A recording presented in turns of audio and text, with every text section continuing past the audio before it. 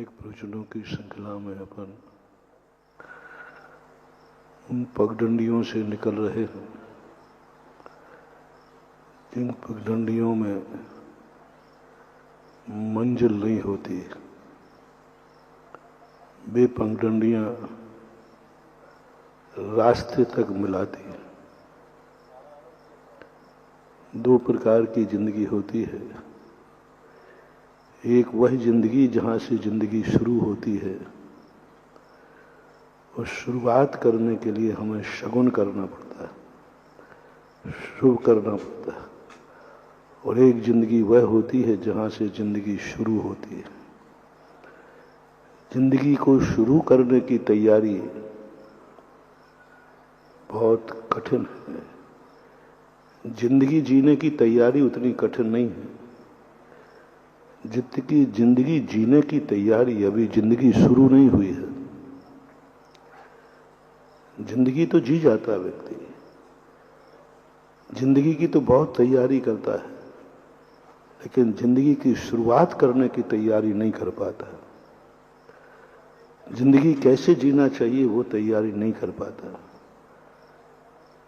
मंजिल के रास्ते तो पता चल जाते हैं, लेकिन पगडंडियों में भटक जाता है, क्योंकि रास्ते में माइल्स स्टोन होते हैं, रास्ते सीधे होते हैं, शाइन बोर्ड होते हैं। पगडंडियों में शाइन बोर्ड नहीं होते। और इस संसारी प्राणी का मकान पगडंडियों में है, कुलियों में है, जहां से कोई रास्ते आ ही नहीं सकते, कोई रास्ता जा नहीं सकता। पगडंडियां हैं अपने उपयोग के लिए बनाई हैं बस, वो कोई रास्ते नहीं है। मकान है तो चालू है, नहीं तो बंद हो जाएगी। उन पगडंडियों में जब व्यक्ति घूमता है तो जिंदगी की शाम हो जाती है, लेकिन उसे रास्ता नहीं मिलता।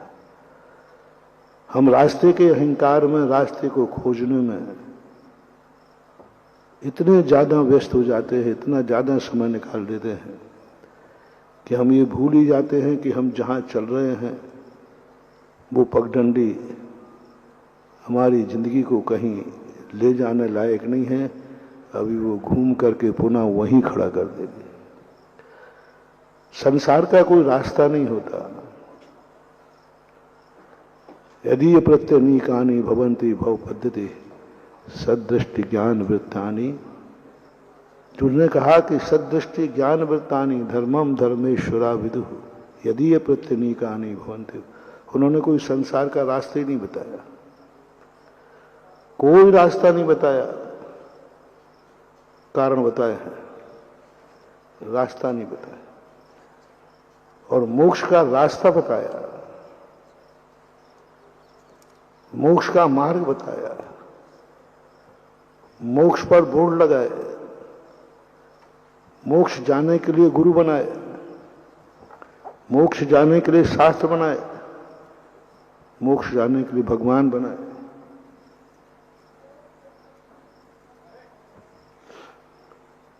मोक्ष जाने के लिए इतने सारे उपक्रम बनाए, लेकिन संसार में जीने के लिए ना कोई कारण है, ना कोई क्लास है, ना गुरु है, ना कोई भगवान है, ना मंदिर है।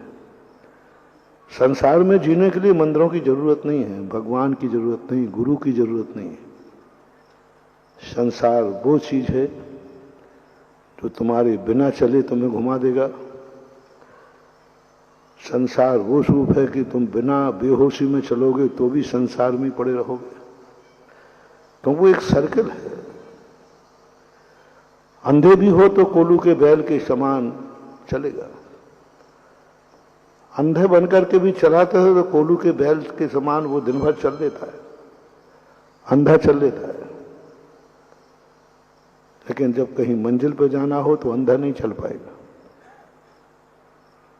कोलू के बैल के लिए आंखों की जरूरत नहीं है, बल्कि आंखें हैं, आंखों पर पट्टी और बांध दी जाती है और बराबर चलता है, दिन भर चलता है, पूरे दिन भर चलता रहता है।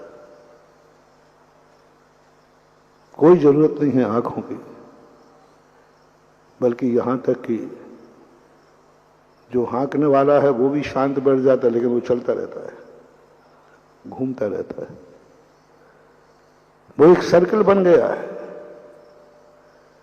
लेकिन जब किसी सड़क पर चलता है लंबाई में, तब अंधा नहीं, आंख भी चाहिए, गाइड भी चाहिए, ब्रेक भी चाहिए, सब कुछ, पता नहीं क्या क्या चाहिए। इसलिए संसार में जीने के लिए समय खराब मत करो। संसार तो तुम जी रहे हो, जियोगे। तुम कुछ भी नहीं करोगे तब भी तुम्हारा संसार कायम रहे, कोई नष्ट करने वाला नहीं। अनादि संबंधिश्च। संसार में रहना है तो कुछ भी मत करो, तुम्हारा संसार सलामत रहेगा। अंधे बने रहो, बने रहो, अनाथ बने रहो, बने रहो, बिना गाइड के बने रहो, बने रहो, तुम्हारी जिंदगी घूमती रहेगी, घूमती रहेगी। लेकिन जब कोई व्यक्ति के मन में ये भाव आता है, मुझे घूमना नहीं है, मुझे कहीं पहुंचना है, मैं जहां हूं यहां मैं खुश नहीं हूं, मेरे पास जो है मैं उसमें खुश नहीं हूं, मेरे लिए जो कुछ भी है वह हमारे लिए कुछ नहीं है, ऐसी अनुभूति जब होती है, मैं इन पगडंडियों में रहना पसंद नहीं करता हूं, तब वो अपना मकान बेच करके किसी कॉलोनी में लेता है, बाप दादों का मकान छोड़ देता है, सब कुछ छोड़ देता है। लोग कहते हैं पुराने स्थानों को, पुराने मंदिरों को बदलने से क्या फायदा है? मैंने कि कोई फायदा नहीं, नहीं बदलना चाहिए, नहीं बदलना चाहिए। और परसों मैंने कहा भी था कि भगवान को क्या जरूरत पड़ी थी बड़े बाबा को नए मंदिर में लाने की, हमें भी क्या जरूरत पड़ी थी बहोरी बन के बाबा को अंदर से निकालने की। जहां बैठे थे बहुत अच्छे बैठे थे, बढ़िया थे। मैं यही बात आपसे पूछना चाहता हूं, पूर्वजों ने ये मंदिर बनाया, पूर्वजों ने बैठाला, फिर क्या उठाने की जरूरत पड़ी थी? क्यों उठा रहे हो? मुझे इस बार इतना जवाब दे दो कि आपका मकान पुराने मोहल्ले में बना हुआ है, बाप दादों का, बाप दादों का मकान है, बड़ी मुश्किल में बनाया था, और उस मकान को छोड़कर कॉलोनी में क्यों जाते? और हमने शराब की मोहल्ले का उदाहरण दिया था, अजमेर का। कहां तक लोग नीचे उतर गए? एक वो था जहां शराब की मोहल्ला था, सब लोगों ने मंदिर बनाए थे, मकान बनाए थे, पूर्वजों ने मकान बनाए थे। जिन हवेलियों में मुनिराजों के हार होते थे, जिन हवेलियों ने उनके माँ बाप ने भक्तांबर पाठ किए थे, सामायिक किए थे, रात्रि भोजन नहीं हुए थे, पानी छान के पिए जाते थे, आज उन मकानों को तुमने उनके लिए बेच दिया जो बकरे काट रहे हैं, मुर्गे काट रहे हैं, मांसाहारी है, बोतलें खुल रही हैं। चलाकर बेचते, थोड़ा विचार करो, पूर्वजों का मकान है, पूर्वजों का मकान है, और वहां जाकर के तुम लोगों ने सब बेचते जा रहे। और ऐसे ऐसे मंदिर हैं कि ऐसे मंदिर भारत में मिलना मुश्किल है। वे मंदिर तुम्हें आकर्षित नहीं कर पाए, वे पूर्वजों के मकान तुम्हें आकर्षित नहीं कर पाए,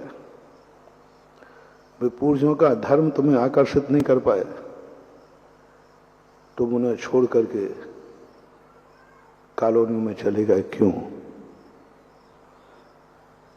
क्यों?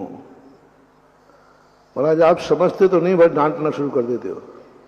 आप समझो, आजकल स्टैंडर्ड मेंटेन है, बेटा बिटिया की शादी वहां कोई करने वाला नहीं है, पुराने मोहल्लों में गाड़ी घोड़ा भी आने लगे हैं। अब वो मैं ये सब चीजें तुम्हारी ख्वाहिश है। हम तो ये कह रहे हैं कि तुम्हारे पूर्वजों ने मकान तुम्हारे लिए बनाया था और उसका शिलान्यास किया था कि हमारा बेटा, हमारा परिवार रहेगा। आपने उसकी कोई कद्र नहीं की, कोई विचार नहीं आया। क्यों? बोले महाराज युग के अनुसार बदलना पड़ेगा,